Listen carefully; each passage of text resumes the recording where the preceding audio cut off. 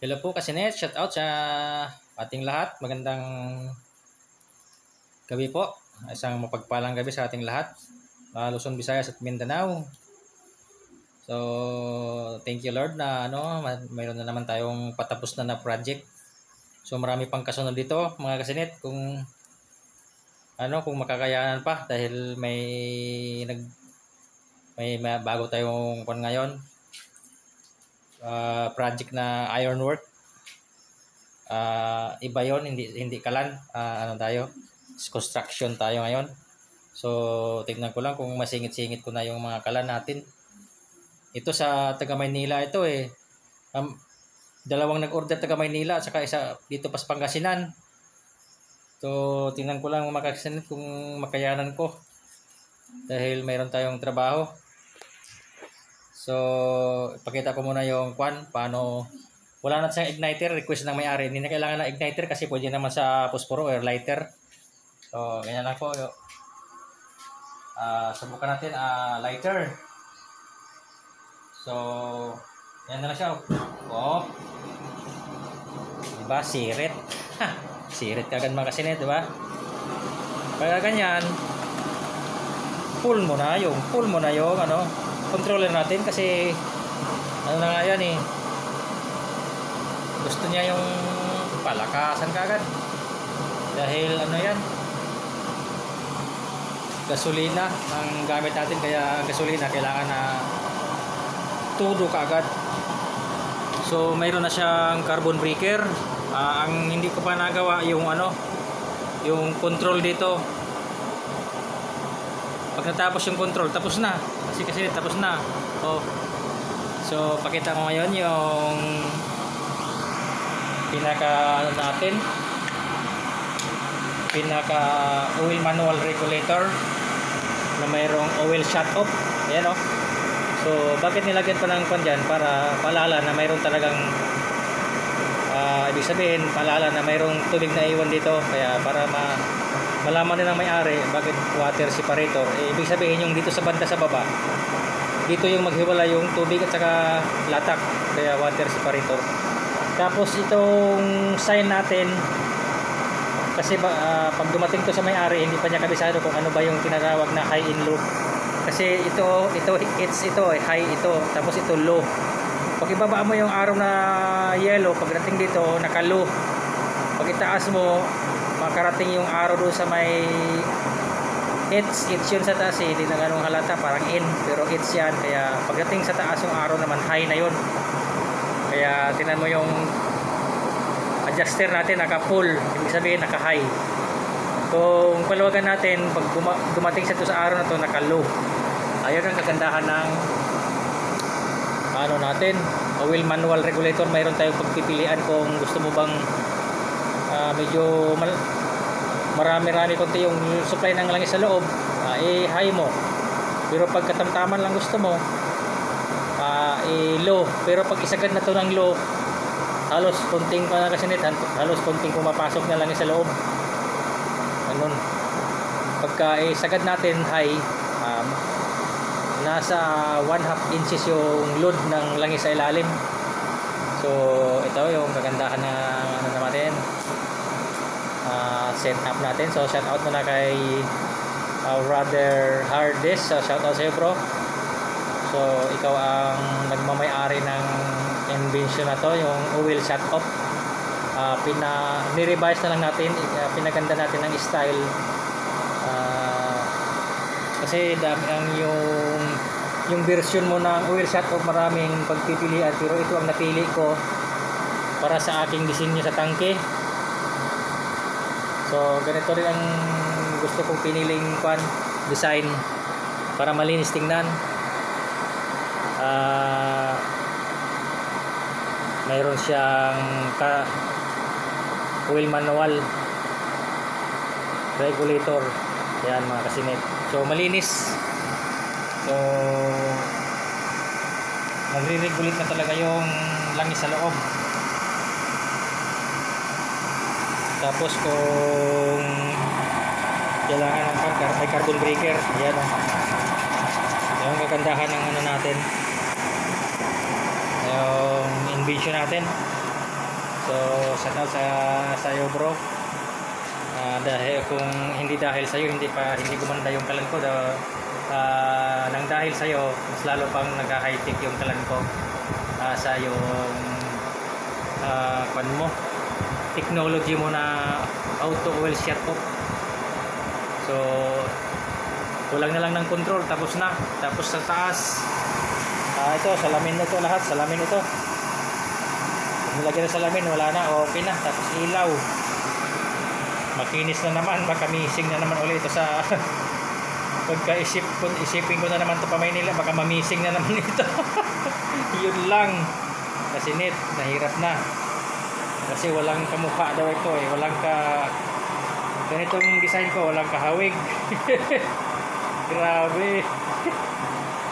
Nagmimisid na sa akin yung may-ari nito kasi net, nagmimisid na kaya ang kikinis, grabe so ganoon pa rin yung design natin, nakabisagra pa rin, ganun pa rin siya,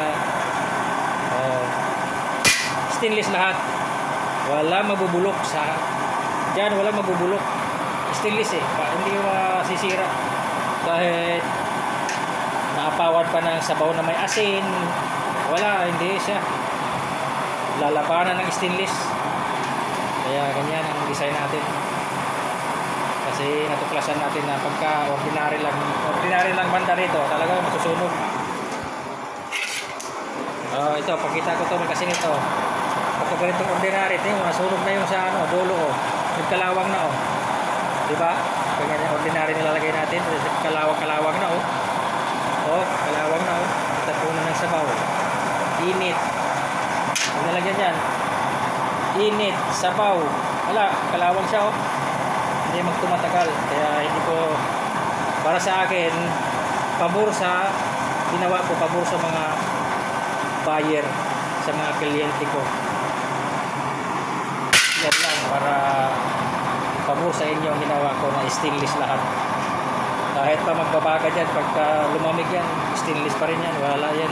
So, hindi yan magkakalawang. Yan yan ang set up natin kaya puro stainless yan, lifetime mong pinag-ipunan para makabili nito, pag matagalan din ang gamit. So ganun lang, ganun din yung introduce ko sa kalan ko, na hindi basta-basta na magkakalawang pagdating ng kalahating taon. Kasi nasubukan ko na kalahating taon wala na, halos pinabayaan na ng may-ari yung kalan niya. Nung nakabili sa akin kalahating taon, halos sipain na niya yung kalawang na, wala na siyang ganang tumingin, hindi rin siya marunong maglinis wala, mapupunta na lang sa junk shop. Kaya yun, pero pag stainless maaaring pag pinunasan mo, kinis pa rin. Ayan punas, pag may pagtasikan yung sabaw, kinis, ganun lang. So kulang salamin na lang. Yung kasinet, mayroon tayong high and low. Para talagang parang high tech na, kasi high and low ganun kasinet. So nag-message sa akin yung may-ari nito, sasagutin ko ngayon. Pagka ganyan, nag-iinit na yung chamber, so buksan na natin yung pinaka bull valve, sagad na natin. Supply na siya, bulwark na yan, ngayon titigil yan pag narating na niya yung level, titigil yan din yan, ganyan lang kasi net. Yan, ganun kaganda yung discover ni Brother Hardis. So shoutout sa'yo bro, yung sayo na ginawa mo na built-in na talaga, yung built-in na yung auto assembly shut off. Maganda yung ganun na ginawa mo, kasi may tangke kang detachable yung tangke mo. Ito sa akin built-in, so depende na lang din sa disenyo ng mga tangke natin kung paano natin i-built-in yung auto shut off, auto oil shut off. hindi pa siya tumigil kaso supply.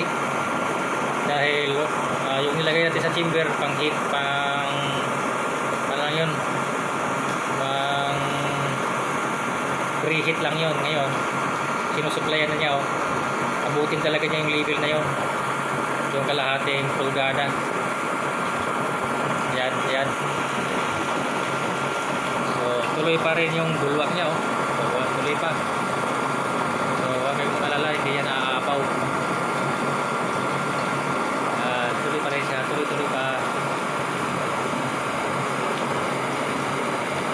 Kasi naka-high tayo ngayon, naka-high, oh. Adjuster natin ngayon naka-high, kaya tataas yung level sa loob.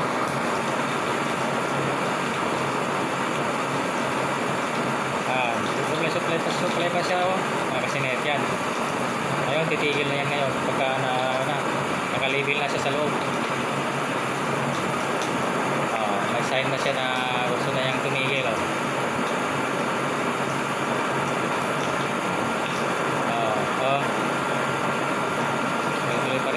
Tuloy pa rin. Kasi net.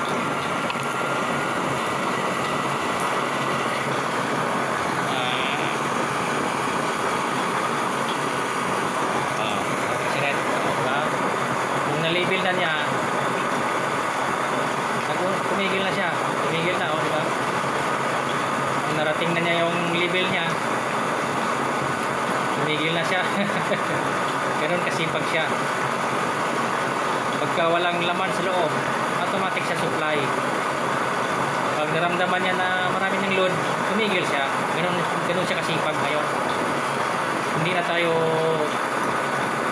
ang mismo magkukontrol sa bull valve na pahinaan, palakasan, hindi na. Minsanan mo nang buksan. Diba? Wala ka ng pagod, minsanan mo nang buksan. Bahala na siya dyan. Babayaan mo na siya. Ganun lang. So, ang gagawin natin ngayon, magsaing tayo mga kasinit. So, kalulod pa lang niya, ibig sabihin, yung bulwak na yon bago lang pumasok doon, ibig sabihin malamig pa yung langis, kaya ganoon pa yung apoy niya, oh. Pero, mamaya-maya gaganda yung apoy niya. Magbublo yan pag init na yung langis. Oh, ha, ganda mga kasinit. Yan yung ano natin. Yan yung technology natin na pinagsama-sama.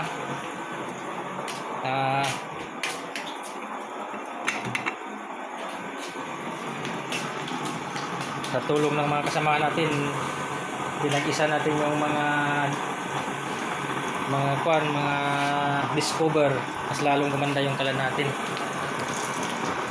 Pero bukaka yung apoy niya, oh.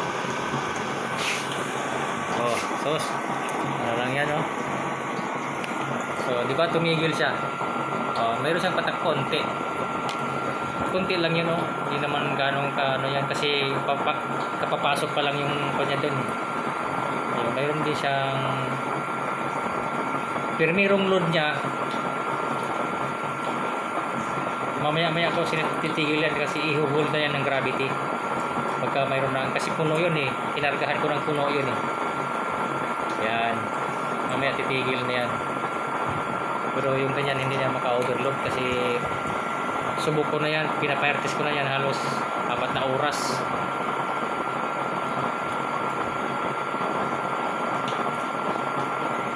Kasi nito ang ganda yung apoy niya. Tingnan mo yung apoy niya sa loob, nakabuka ka, ang lakas niyang ano. Basta nag-level na yung langis, ganyan na siya kaganda. Oh.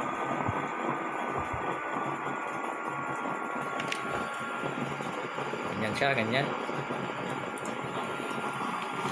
So ito yung invention natin na hindi na tayo mapapagod na balik tingin pa ng tingin sa pinaka gripo niya, hindi mo na i-control, balik ka, hinaan mo, lakasan, hindi na, bahala na siya. Isang bukas mo lang, pabayaan mo na siya kung ano ba siya, magaling ba siyang mag-supply sa loob. Kasi net. So itong kuan hindi ko nalalagay kasi pwede naman na hindi nalagyan ng igniter kasi ang igniter nagpadadami ng butas sa chamber. Kung minsan kasi pag pagtalsikan yung langis sa loob, pag pinalakasan mo, pagtalsikan talaga yung langis, lalabas sa butas ng igniter. At saka itong ang carbon breaker mga kasinit, lumalabas dito yung langis pag nilakasan mo, kaya sign na yon na pinalakasan mo ng sobra. Magsipag-ahon yung langis, dito siya dadaan sa may butas ng carbon breaker. Alos ang clearance lang kasi ito 1 inches ang clearance ko. Kaya dapat lang, hindi naman ganong sobrang pagbulwakin mo yung dahil magsipagtalsikan din lalabas din dito. May yun na rin yung awan niya, yan na rin yung anti overflow overflow, yan na rin yung overflow niya. Pag lumabas dyan yung langis sa butas ng carbon breaker, ano na yun? Kasi marami na yung langis, pwede rin sahurin dyan. Malaman na ninyo, parang ganoon na rin kay Joseph Ligayada na may overflow. Palatandaan na maraming langis, pero hindi naman sa darating dyan kasi mayroon tayong automatic shut off. Hindi na siya darating dyan. Low na lang yung apoy, maganda. Pag-aahon pa ngayon kasi paglabasan pa dyan sa heat diffuser natin. Yan ang heat diffuser natin, kwadrado lang yan, fabricated. Ayan fabricated na heat diffuser. Makapal pa yan kasi basta pag may stainless kayo dyan na clean sheet, fabricate na lang nyo kaysa bibili pa sa online. Kung mayroon kayong nakikita clean sheet na stainless, gawin na lang yung ganyan style, kwadrado, ay okay lang din yan, parehas lang din yan. Matagal ko nang ginagawa yan, halos 1 taon na yan. Dami na akong ginagawa malalapad na ganyan. Pag sa malaking kardero, malapad. Pag maliit na kardero, yan lang din, maliit lang din na heat diffuser. Yan kasi so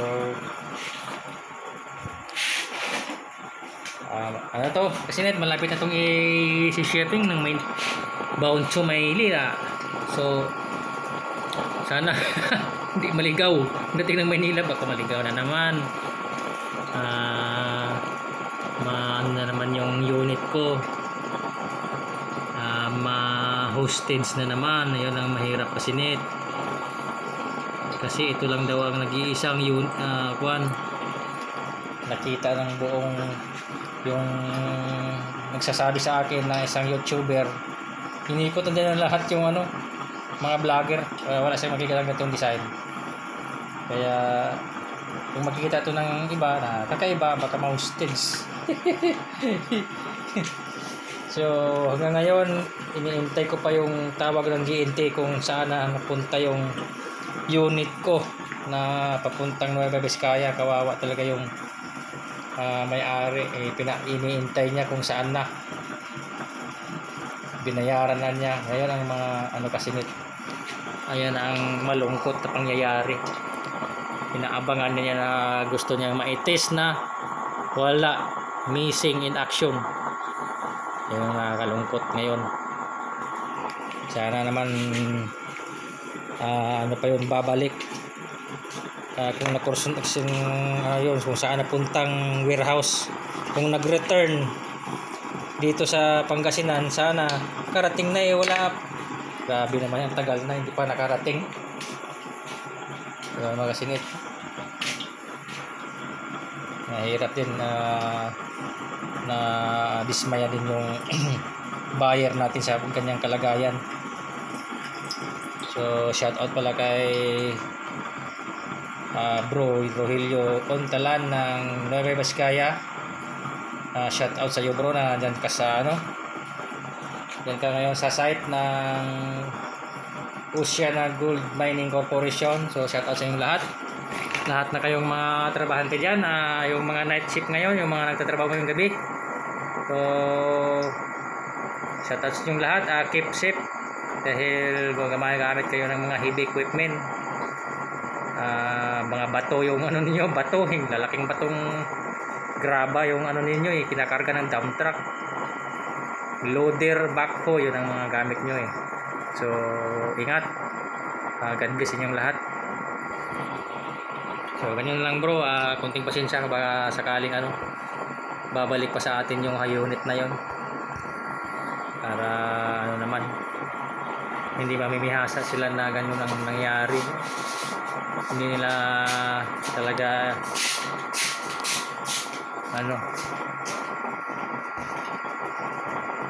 ginagampanan yung trabaho nila na makarating sa kinauukulan. Ngayon na ganyan ang nangyari ay mahirap din, nakakalungkot din. So ganyan yung panapoy natin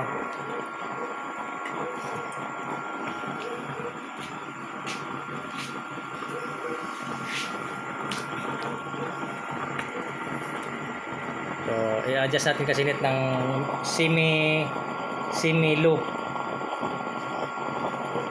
kasi pag ganyan sobrang na yan, malalim yung talangisan sa lalim. Yun, pag natin gagalaw din siya, pabayaan mo na yung patak-patak, yun din ang konsumo niya sa halos 1 drop per second. Pero pag mag-supply yan mamaya, titigil din yan.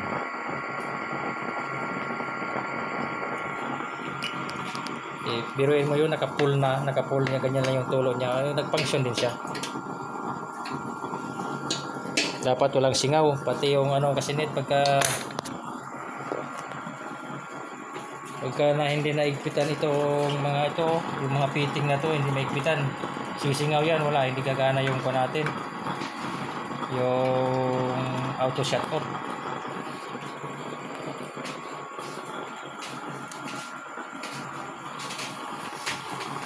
So ganyan siya ganyan kaganda yung apoy niya banayad lang. So may carbon breaker tayo. So hanggang dito na lang po mga kasinit. Maraming salamat sa mga viewers na nagtatsagang nanonood dito sa channel na to. So God bless you sa inyong lahat, and bye bye.